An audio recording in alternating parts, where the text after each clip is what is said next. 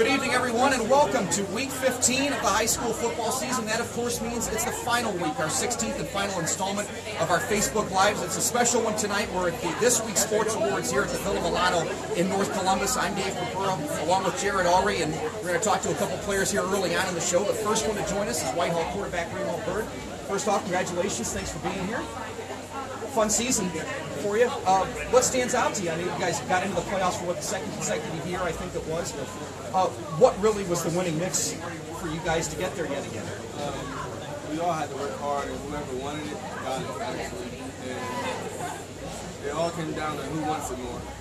And in the playoff game, it came down to who wants it more and who has been putting in more work. And I feel like we have more work to do this year. Congratulations on being here. What's next for you after this? Hopefully, a good college. I want to go to a good college and to make my senior year my best year. All right, well, we will let you enjoy the rest of the evening. Thanks for taking a quick minute to step in with us. Excellent. Thanks. He's the first football player we're going to talk to. The second one is from Hilliard Bradley, Josh Stewart. Welcome in. Thanks for having me. Jaguars with another huge year this year, getting into the playoffs for the second consecutive year, going undefeated in the regular season. And Josh, when you look at what you guys were able to do, taking another step further than you did last year, what was the big key to sustaining that success? I think it was just working every day, every week, consistency throughout the season. Trying to never take a day or play off, and always giving our all to be ready. Yeah, congratulations on you getting here as well. What was it like for you getting to know this group of players after being at another school as a junior? Was this a great experience for you? Yeah, it was awesome. The coaches and everybody on the team was very welcoming, brought me with open arms, and we meshed right away and got ready to ball. All right, well, hey, thanks for stopping by again. Appreciate it. Enjoy the Josh. Thank you. Appreciate it.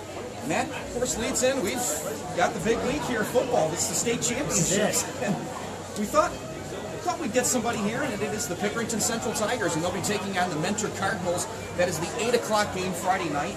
You saw Mentor beat Olentangy Liberty on Friday. Close game. Yeah. Pickerington Central won by a little more against Cincinnati Coleraine. Sorry, it took a second there.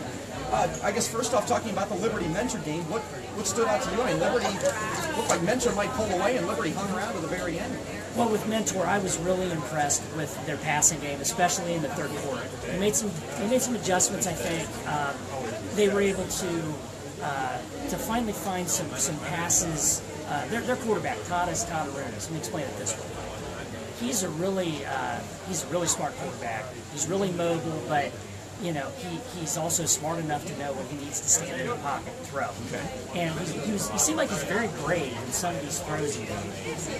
There were several times that he would throw into double, triple coverage, and the pass was just right there. So I thought that was a really big key. And a couple things of note. Both Pickerington North and Pickerington Central, Pickerington Central and Mentor, both were without one of their top running backs last week. Jameer Jackson from Pickerington Central didn't play for Pickerington Central in their game, and one of Mentor's top running backs also was not available. Now they expect him to come back this week. We're not really sure about Jameer Jackson yet. But the thing about Pickerington Central that's so impressive is they have so many different guys that can carry the ball. They have a lot of guys. They've got so many explosive athletes.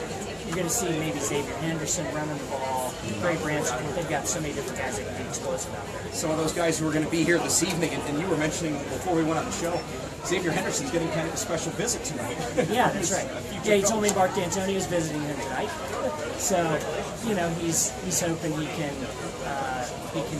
be here on time, I imagine. So, saw a couple other Michigan State commits come in a few minutes ago in the slate from Olentangy. Zach and Jacob, who their team had a pretty good season as well, getting into the second round of the playoffs. A couple nuggets. Tim Street will send these things out. You find, looking at it from the media across the state, Mentor has 30 playoff victories. 25 of them have come in the last decade or so. They've really become quite a power up there.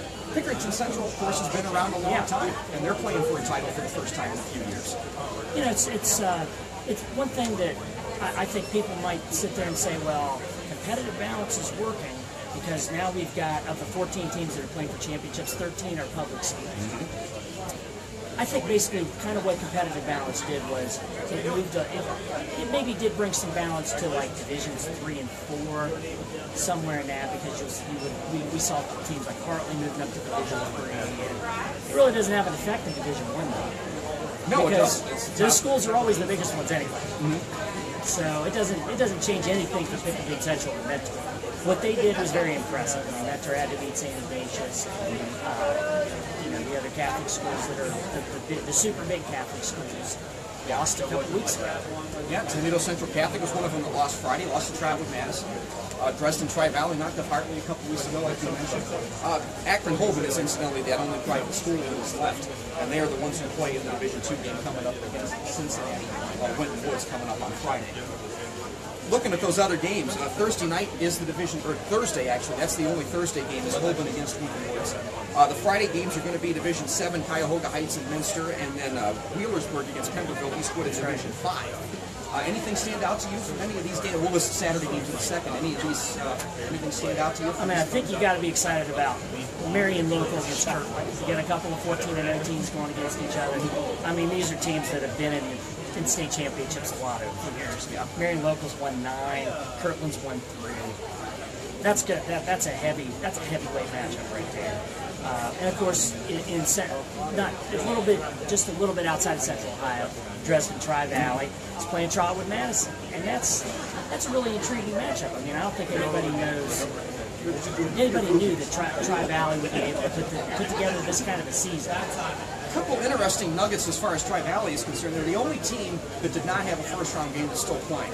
Lower, higher than 5, however you want to say it. Yeah. And they're the first Muskegon Valley League team in 40 years to get to a state final really since Huntsville in 1977. That's really something. And of course, Trotwood Madison was state runner-up to Toledo Central Catholic last year. You mentioned Kirtland. They won their semifinal game 44-0 over Nelsonville, York. That's the 27th time in state history that a semifinal game has been decided by more than 40 points. It shows you how rare it is that that's going to happen. Sure. And then the other Saturday games will be Clinton Massey against Steubenville in Division 4, and then the Division 3 game is the one that gets to go up against Ohio State, is the Tri-Valley Trotwood Madison game on Saturday. Steubenville back-to-back heartbreaking losses in state championship games, so maybe they're able to get it done this year. And we know who those were against. To the Hartley Hawks, and you were at both of them. We have a few more honorees to bring in before we leave the air tonight, and they are from the Olentangy Liberty girls soccer team. Okay, that's Mr. Ulrey's territory now. How you doing? Good, how are you? Olivia Sensky and Abby Townsend right here. A couple of our guests. Liberty made it to state semifinal this year. Ladies, what was special about this team that you guys were able to make it this far? I think that the beginning of the season was a really big struggle, and I think that we were able to turn it around, and I think that was super special. It was super awesome that I was I just think definitely halfway through the season, I think some of us decided that we would turn it around, and we did. It's just a good time to You guys have stayed in consistent power for a long time. It's like Coach McCann's 4th season, I think. What's the thing that has really helped you guys remain at the level that you have in basketball? I think everyone has a passion for the game at Liberty, and I think that we always are very competitive with one another, and we take a lot of good girls that play club year round. So it's really special. I think a lot of friends on and off the field, which allows us to build team chemistry, and so it allows us to play a lot better together. All right, ladies, congratulations on coming here tonight. Good luck. Thank you. Thanks a lot. Thank you. Thank you very much. They're among, I believe there's going to be over 500 people at our banquet tonight, and we're honoring, I believe, 159 athletes and 12 coaches. Yeah. So I mean, it's kind of the best of the best in Central Ohio. It's a different undertaking that we've had, whereas in the past it's been football. Now we've expanded it to everything this year, and it's I think the number we heard was around 510 or something. Yeah. Are going to be here in the Villa Milano tonight. Well, 16 weeks ago, whatever it was, we did our first show in the office. It's just kind of funny that another season is coming to an end. Friday night we're going to know who the state champion is. If we get one around here. Yeah, maybe Friday night. I mean, the game doesn't start till 8, so hopefully it'll be over by midnight. Yeah, that's true. Well, as much as you're the one that's Mentor got to worry passes, about it. so it's going to be a long night, but it'll be worth it, I'm sure. Thanks everyone for joining us all season, and we will talk to you over the winter about the winter sports that are coming up. For Jarrod, Ulrey, and for all our honorees here tonight, I'm Dave Purpura. So long, everybody.